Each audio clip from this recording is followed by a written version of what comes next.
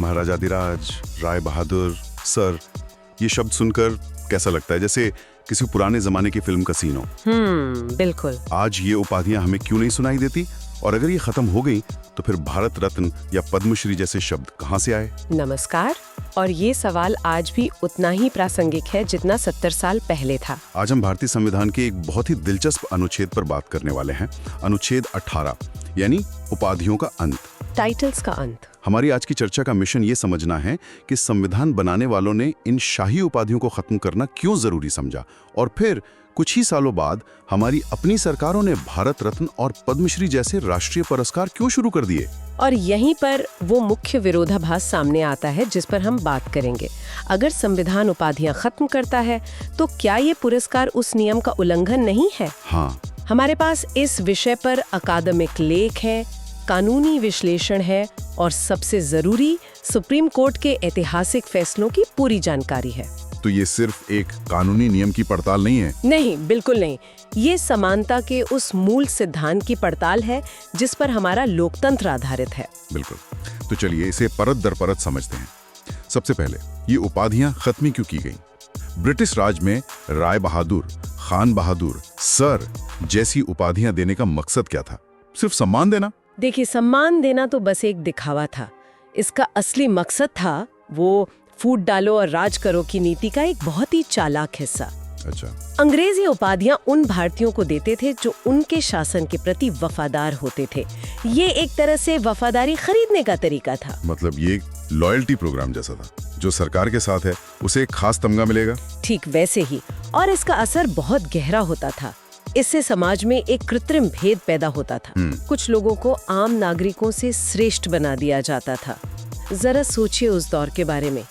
एक सर या राय बहादुर को सरकारी दफ्तरों में, रेलवे स्टेशनों पर, यहाँ तक कि अदालतों में भी विशेष तरजीह मिलती थी। तो ये सिर्फ नाम के आगे लगने वाले शब्द नहीं थे? नहीं, ये सामाजिक रुतबे का पासपोर्ट थे जो अंग्रेजों की मेहरबानी से मिलता था। तो ये समाज को तोड़ने का एक बहुत कारगर हथियार था। तो जब हमारा संविधान बन रहा था तो संविधान सभा की इस पर क्या सोच थी? जाहिर है वो इस व्यवस्था को खत्म करना चाहते होंगे। उनकी मंशा बिल्कुल साफ थी। संविधान सभा के सदस्य एक ऐसा समाज बनाना चाहते थे जहां हर नागरिक कानून की नजर में बराबर हो। समानता। हाँ, किसी को जन्म या किसी सरकार की मेहरबानी की वजह से कोई विशेष दर्जा ना मिले। सरदार वल्लभ भाई पटेल ने तो साफ कहा था कि ये उपाधियां लोकतंत्र की भावना के खिलाफ है और इनसे भाईचारे की जगह एक नई तरह की कुलीन शाही पैदा होती है। सही बात है। इसीलिए समानता के अधिकार को स्थापित करने के लिए उपाधियों को जड़ से खत्म करने का फैसला किया गया। और इसी सोच को कानून की शक्ल दी अनुच्छेद 18 ने। तो इसमें ठीक ठीक लिखा क्या है? क्या ये सिर्फ एक लाइन का नियम है कि उपाधियां खत्म की जाती हैं? नहीं, इसमें 4 खंड हैं जो इस नियम को पूरी तरह से स्पष्ट करते हैं ताकि कोई लूपहोल ना रह जाए। ओके। पहला खंड यानी अनुच्छेद 18(1) कहता है कि राज्य मतलब सरकार सेना या विद्या संबंधी सम्मान के अलावा कोई और उपाधि नहीं देगी। यहीं पर एक दिलचस्प बात है। उन्होंने सेना और शिक्षा से जुड़े सम्मानों को छूट क्यों दी? क्योंकि ये सम्मान किसी की मेहरबानी से नहीं मिलते, बल्कि योग्यता, वीरता या ज्ञान से हासिल किए जाते हैं। अच्छा। परमवीर चक्र किसी सैनिक की असाधारण बहादुरी का प्रतीक है और डॉक्टर की उपाधि सालों की पढ़ाई और मेहनत का नतीजा है। संविधान निर्माताओं का मानना था कि ऐसी उपलब्धियों को सम्मानित करना समाज में उत्कृष्टता को बढ़ावा देता है, असमानता को नहीं, बिल्कुल नहीं। और यहीं पर अनुच्छेद 18(2) आता है जो साफ कहता है कि भारत का कोई भी नागरिक किसी विदेशी देश से कोई उपाधि स्वीकार नहीं करेगा। आजादी के बाद आप भारतीय नागरिक रहते हुए सर या लॉर्ड नहीं बन सकते। और बाकी के 2 खंड वो किन लोगों पर लागू होते हैं? अनुच्छेद 18(3) थोड़ा और आगे जाता है। ये कहता है कि अगर कोई विदेशी व्यक्ति भारत में किसी सरकारी लाभ के पद पर है तो वो भी अपने देश या किसी और देश से कोई उपाधि राष्ट्रपति के अनुमति के बिना नहीं ले सकता, ताकि बाहरी प्रभाव ना हो। बिल्कुल, ताकि भारत में काम करने वाले विदेशी अधिकारी किसी बाहरी प्रभाव में न आएं। और चौथा खंड जिसके बारे में कहा जाता है कि वो सबसे व्यापक है, वो है अनुच्छेद 18(4). ये कहता है कि भारत में लाभ के पद पर मौजूद कोई भी व्यक्ति, चाहे वो नागरिक हो या विदेशी, राष्ट्रपति की सहमति के बिना किसी विदेशी राज्य से कोई भेंट, उपलब्धि या पद स्वीकार नहीं करेगा। तो इसमें उपाधि के साथ साथ भेंट और पद को भी शामिल किया गया है। हाँ, इसका दायरा बहुत बड़ा है। हमारे स्रोतों में एक जरूरी बात लिखी है कि ये अनुच्छेद निर्देशात्मक है, आदेशात्मक नहीं। इसका मतलब क्या हुआ? क्या इसके उल्लंघन पर कोई सजा नहीं है? मतलब ये है कि संविधान में इसके उल्लंघन के लिए कोई आपराधिक सजा जैसे जेल या जुर्माना नहीं लिखी है। ये एक निर्देश है। एक नैतिक जिम्मेदारी? हाँ, एक नैतिक और संवैधानिक जिम्मेदारी है। अगर कोई इसका उल्लंघन करता है तो संसद कानून बनाकर सजा तय कर सकती है, लेकिन फिलहाल ऐसा कोई कानून नहीं है। हाँ, जो उपाधि या सम्मान मिला है उसे मान्यता नहीं दी जाएगी और उसे छीन लिया जाएगा। तो ऐसा लगता है कि संविधान सभा ने इस मसले को पूरी तरह सुलझा दिया था। समानता का अधिकार लागू, उपाधियां खत्म। लेकिन फिर आजादी के कुछ ही साल बाद 1954 में सरकार खुद कुछ ऐसा करती है जिससे ये पूरा मामला फिर से उलझ जाता है। बिल्कुल। 1954 में सरकार राष्ट्रीय पुरस्कारों की एक श्रृंखला शुरू करती है। भारत रत्न, पद्म विभूषण, पद्म भूषण और पद्मश्री। और यहीं से एक बड़ी संवैधानिक बहस शुरू हो गई कि क्या ये पुरस्कार भी एक तरह की उपाधियां ही हैं? हाँ, सवाल यही उठा कि क्या ये पुरस्कार अनुच्छेद 18 का उल्लंघन है। और इस बहस में बड़े बड़े नाम शामिल थे। जी हाँ, जेबी कृपलानी जैसे बड़े नेताओं ने इसकी कड़ी आलोचना की। उन्होंने संसद में कहा कि ये तो उपाधियों को दरवाजे से बाहर निकालकर खिड़की से वापस लाने जैसा है। तो ये सिर्फ कानूनी नुक्ताचीनी नहीं थी। नहीं, कृपलानी जैसे नेताओं के लिए ये गांधीवादी विचारधारा से जुड़ा था, जो किसी भी तरह के विशेष दर्जे के खिलाफ थी। उनका मानना था कि ये पुरस्कार एक नई ब्राह्मणवादी व्यवस्था बना देंगे, जहां सम्मान सरकार की मर्जी से मिलेगा। बिल्कुल। और न कि समाज की सच्ची मान्यता से। बिल्कुल। और ये विवाद सिर्फ बहसों तक ही सीमित नहीं रहा, इसका राजनीतिक असर भी हुआ। बहुत बड़ा असर हुआ। 1977 में जब मोरारजी देसाई के नेतृत्व में जनता पार्टी की सरकार आई, तो उन्होंने इन सभी पुरस्कारों को ये कहकर बंद कर दिया कि ये संविधान की भावना के खिलाफ हैं। उन्होंने कहा कि ये समानता के सिद्धांत का मजाक उड़ाते हैं। हाँ, लेकिन ये रोक ज्यादा दिन चली नहीं। 1980 में इंदिरा गांधी की सरकार सत्ता में वापस आई। हाँ। और इन पुरस्कारों को फिर से शुरू कर दिया गया। और दोबारा शुरू होने पर सबसे पहले सम्मानित होने वालों में मदर टेरेसा थी, जिन्हें भारत रत्न दिया गया। इस राजनीतिक उठापटक ने ये तो साफ कर दिया कि इस मुद्दे पर कोई एक राय नहीं थी। तो ये मामला कोर्ट में तो जरूर गया होगा। जाना ही था। और आखिरकार ये मामला सुप्रीम कोर्ट तक पहुंचा। हाँ, और इसी पर हमारी आगे की चर्चा टिकी है। हाँ, 1996 में एक ऐतिहासिक फैसला आया। केस का नाम था बालाजी राघवन बनाम भारत संघ। कोर्ट के सामने सवाल सीधा और बहुत महत्वपूर्ण था। सवाल क्या था? क्या भारत रत्न जैसे राष्ट्रीय पुरस्कार अनुच्छेद 18(1) के तहत उपाधि माने जाने चाहिए? क्या सरकार संविधान के उस नियम को तोड़ रही है जिसे उसने खुद बनाया था? और यहीं पर यह मामला सबसे दिलचस्प हो जाता है। सुप्रीम कोर्ट ने इस पर क्या फैसला दिया? सुप्रीम कोर्ट ने एक बहुत ही महत्वपूर्ण और बारीक अंतर स्पष्ट किया। कोर्ट ने कहा कि राष्ट्रीय पुरस्कार उपाधि नहीं है, बल्कि सम्मान है, अवार्ड्स हैं। उपाधि नहीं, सम्मान है। जी, इसलिए वे अनुच्छेद 18 का उल्लंघन नहीं करते। लेकिन क्या ये सिर्फ शब्दों का खेल नहीं है? आम इंसान के लिए तो भारत रत्न सचिन तेंदुलकर और सर सचिन तेंदुलकर में ज्यादा फर्क नहीं है। दोनों ही उन्हें बाकियों से अलग और ऊंचा दिखाते हैं। ये एक बहुत वाजिब सवाल है और कोर्ट ने इसी पर गहराई से विचार किया।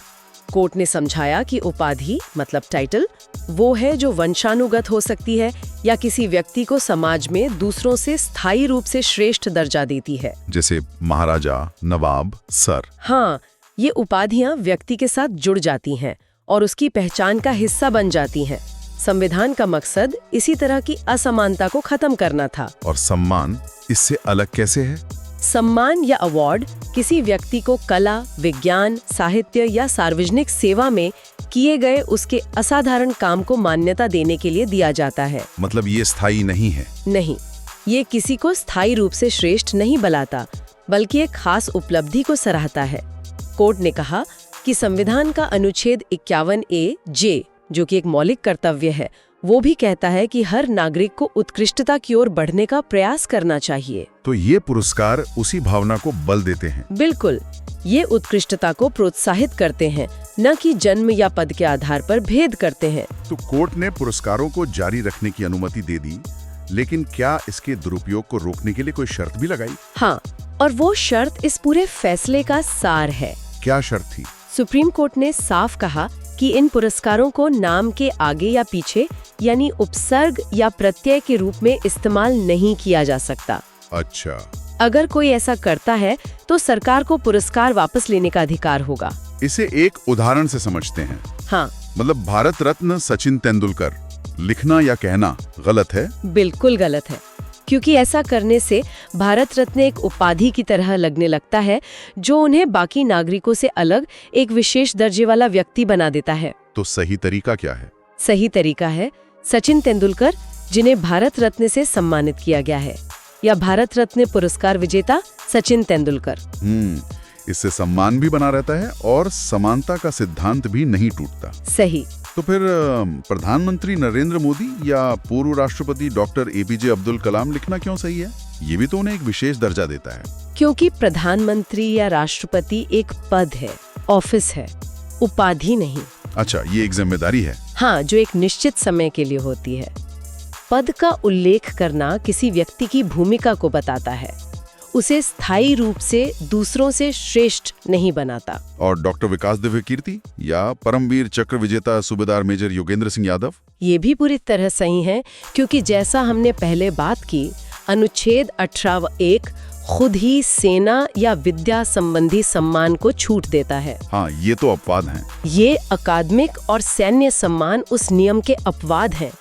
ये योग्यता और असाधारण वीरता से कमाए जाते हैं। तो इन सब का निचोड़ क्या निकला? इसका मतलब ये हुआ कि आप अपने पद का नाम इस्तेमाल कर सकते हैं, अपनी डिग्री का इस्तेमाल कर सकते हैं, अपने सैन्य सम्मान का उल्लेख कर सकते हैं, लेकिन राष्ट्रीय पुरस्कारों को अपने नाम का हिस्सा नहीं बना सकते। बिल्कुल सही। सुप्रीम कोर्ट ने एक बहुत ही साफ और व्यवहारिक रेखा खींच दी है। तो सुप्रीम कोर्ट ने भारत में दिए जाने वाले सम्मानों पर तो नियम साफ कर दिए, लेकिन उन सम्मानों या उपहारों का क्या जो भारतीयों को विदेश से मिलते हैं? संविधान इस बारे में भी कुछ कहता है और यहीं से सचिन तेंदुलकर वाला मशहूर किस्सा जुड़ता है। हाँ, ये किस्सा सीधे अनुच्छेद 18 के चौथे खंड से जुड़ता है। उन्हें एक विदेशी कंपनी से एक महंगी फेरारी कार उपहार में मिली थी और उस पर कस्टम ड्यूटी को लेकर काफी विवाद हुआ था। हाँ, लेकिन इसका संवैधानिक पहलू और भी गहरा है। वो कैसे? उस समय तो सचिन तेंदुलकर एक क्रिकेटर थे, कोई सरकारी अधिकारी नहीं। यहीं पर एक बारीक कानूनी बिंदु है। उस समय सचिन तेंदुलकर राज्यसभा के मनोनीत सदस्य यानी सांसद थे। ओहो, हाँ। एक सांसद होना भारत सरकार के अधीन लाभ या विश्वास का पद माना जाता है, इसलिए उन पर अनुच्छेद 18(4) सीधे सीधे लागू होता था। अच्छा, तो अनुच्छेद 18(4) के तहत एक सांसद होने के नाते वो राष्ट्रपति की सहमति के बिना किसी विदेशी राज्य या संस्था से कोई महंगी भेंट स्वीकार नहीं कर सकते थे। तकनीकी रूप से उन्हें सरकार से अनुमति लेनी चाहिए थी। इस नियम का उद्देश्य ये सुनिश्चित करना है कि कोई भी भारतीय अधिकारी या जिम्मेदार नागरिक जो किसी महत्वपूर्ण पद पर है, वो विदेशी प्रभाव में ना आए। ये सिर्फ भ्रष्टाचार को रोकने के लिए नहीं है। नहीं, बल्कि देश की संप्रभुता और टैक्स नियमों को बनाए रखने के लिए भी जरूरी है। आप यूं ही करोड़ों का सामान गिफ्ट बताकर देश में नहीं ला सकते। इसमें एक और नियम है कि अनुमति किससे लेनी है, राष्ट्रपति से या सरकार से? इसमें भी कोई फर्क है? जी, इसमें भी फर्क है। अगर कोई विदेशी व्यक्ति भारत में लाभ के पद पर है और उसे कोई विदेशी उपाधि लेनी है, तो उसे भारत के राष्ट्रपति से अनुमति लेनी होगी। और अगर भारतीय नागरिक है तो उसे भारत सरकार, खासतौर पर गृह मंत्रालय से अनुमति लेनी होती है।